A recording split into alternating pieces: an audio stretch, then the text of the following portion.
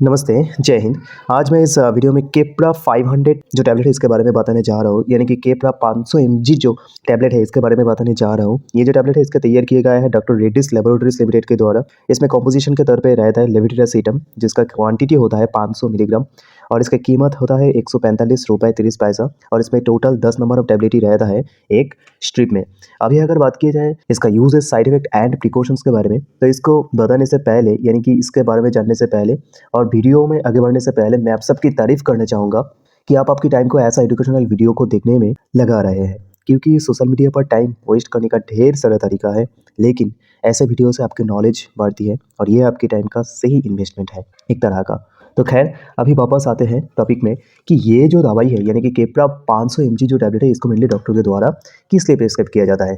तो ये जो दवाई है इसको मेनली डॉक्टर के द्वारा प्रिस्क्राइब किया जाता है अगर किसी को एपिलेप्सी या फिर सीजर्स जैसा बीमारी होता है। यानी कि एपिलेप्सी का मतलब क्या होता है? एपिलेप्सी यानी कि जो मिर्गी जैसा रोग होता है, यानी कि मिर्गी जैसा जो बीमार होता है।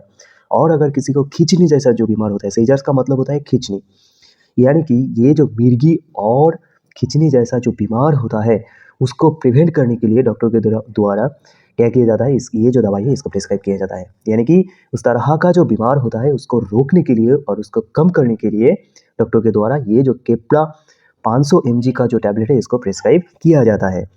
तो अभी अगर बात की जाए इसका साइड इफेक्ट एंड प्रिकॉशन के बारे में, यानी कि हम ऑलरेडी इसका जो यूजेस क्या होता है और कौन सा बीमारी के लिए ये जो दवाई है इसको डॉक्टर के द्वारा प्रिस्क्राइब किया जाता है वो तो हम लोग पता कर लिया है, लेकिन उसके साथ साथ हम लोगों को ये भी जानना बेहद ज़रूरी हो जाता है कि जब आप कोई दवाई ले रहे हो तो उसका जो यूजेस है वो तो पता रहना बेहद ज़रूरी हो जाता है। और उसके साथ साथ जब आप दवाई को ले रहे हो तो उसका क्या साइड इफ़ेक्ट हो सकते हैं आगे जाके, या फिर जब ले रहे हो उस दौरान किस तरह का सावधानियाँ को आपको बरतनी पड़ेगी, उन सबको पता करना आपके लिए बेहद ज़रूरी हो जाता है।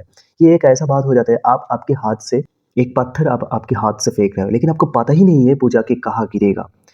किसी के सिर में भी तो जाके गिर सकता है ना। तो इसलिए आपको पता होना चाहिए जहाँ पर आप फेंक रहे हो उसमें कोई नहीं है और वहाँ पर कोई नहीं है, तब आप सेफली उसको फेंक सकते हो। उसी तरह जब आप कोई दवाई ले रहे हो उस दौरान आपको ये पता बिल्कुल होना ही चाहिए कि ये जो दवाई है इसको लेने के दौरान ये हरकत नहीं करना चाहिए। अगर ये हम करेंगे तो ये हमारे लिए खतरनाक बन सकते हैं। तो आइए जान लेते हैं कि इसका साइड इफेक्ट क्या होता है सबसे पहले, और उसके बाद जानेंगे कि ये जो दवाई है इसको लेने में क्या साइड इफेक्ट हो सकते हैं। वीडियो में आगे मैं बताऊँगा। तो सबसे पहले आ जाता है इसका साइड इफेक्ट। साइड इफेक्ट क्या होता है, जब आप ये दवाई को लेंगे तो आपको ज़्यादा नींद आने लगेगा, यानी कि नॉर्मल जितना नींद आप लेते हैं उससे ज़्यादा आपको नींद आने लगेगा। और उसके साथ साथ डिजीनेस यानी कि चक्कर जैसा महसूस होने लगेगा, या फिर किसी को ऐसा होता है कि हेडेक जैसा महसूस होना, किसी को ऐसा लगेगा कि सिर में बहुत दर्द हो रहा है, और किसी को इरिटेशन, यानी कि जब आप ये दवाई को लेंगे बहुत आपको अजीब सा एक फीलिंग होगा आपके शरीर में, ठीक है ना। तो इस तरह का जो साइड इफेक्ट है वो देखने को मिल सकता है। और उसके साथ साथ किसी को ऐसा भी होता है कि नसल कंजेशन यानी कि स्टफी नोज। इसका मतलब ये होता है कि जब सर्दी होता है हम लोगों को क्या होता है, नाक बंद हो जाता है, हम नाक से सही तरह से श्वास नहीं ले पाते हैं। तो इस तरह का एक साइड इफेक्ट देखने को मिल सकते हैं। तो ये बहुत ही कम मात्रा में होता है, देखा ही नहीं जाता है, लेकिन किसी को हो सकते हैं। ये आपके नॉलेज के लिए मैं आप लोगों को बता दे रहा हूँ। और कोई भी फार्मासिस्ट अगर ये जो वीडियो है वो देख रही है तो उन लोगों को भी ये पता हो जाएगा, पता रहता है, मैं मुझे पता है कि उन लोगों को पता रहता है, लेकिन फिर भी मैं बता देता हूँ कि आप आपकी जो पेशेंट है या फिर कोई भी जो दवाई लेने के लिए आते हैं आपके पास, आप कह पाएंगे कि हाँ ये जो दवाई है इसको लेने से इस तरह का छोटा छोटा साइड इफेक्ट हो सकता है, लेकिन इसमें बिल्कुल घबराइएगा मत। और अभी अगर बात की जाए इसका प्रिकॉशंस के बारे में, यानी कि जब आप ये दवाई को ले रहे होंगे तब आपको किस तरह का जो सावधानियाँ होता है वो आपको मानना पड़ेगा और वो आपको ध्यान में रखते हुए ये जो दवाई है इसको लेना पड़ेगा। उसमें सबसे पहले आ जाता है कि आप किसी भी तरह का जो अल्कोहल यानी कि जो ड्रिंकिंग वगैरह होता है जो, और उसके साथ साथ जो टोबैकोस वगैरह होता है यानी कि जो स्मोकिंग वगैरह होता है वो आप बिल्कुल भी नहीं ले सकते। और ये सिर्फ दवाई लेने के वक्त में नहीं, ये जो अल्कोहल्स यानी कि ड्रिंकिंग वगैरह या फिर जो टोबैकोस यानी कि जो स्मोकिंग्स वगैरह होता है वो तो हमारी सेहत के लिए किसी भी हालत में अच्छा चीज़ नहीं होता है। तो इसलिए इसको बिल्कुल भी मत लीजिएगा। और उसके साथ साथ ये जो दवाई है इसको लेने के दौरान आप किसी भी तरह का जो ड्राइविंग होता है वो बिल्कुल मत करिएगा, क्योंकि इसको सेफ़ नहीं माना जाता है, इसको अनसेफ माना जाता है। और अगर किसी को पहले से लिवर और किडनी जैसा क्रॉनिक डिजीज़ है तो उन लोगों के लिए तो खास करके मैं यही बताऊंगा कि आप लोगों को सबसे ज़्यादा अवेयर हो जाना पड़ेगा, यानी कि सचेत हो जाना पड़ेगा कि आप ये जो दवाई है, आप अगर किडनी और लिवर जैसा बीमार क्रॉनिक डिजीज़ के लिए आप दवाई ले रहे हो तब तो आप ये जो दवाई है इसको लेने से पहले ज़रूर डॉक्टर के साथ परामर्श कर लीजिए।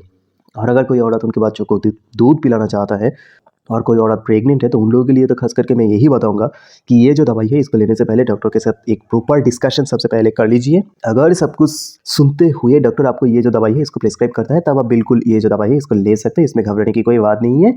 तो यही था ये जो दवाई यानी कि केप्रा 500 जो टैबलेट, इसका uses, side effect and precaution.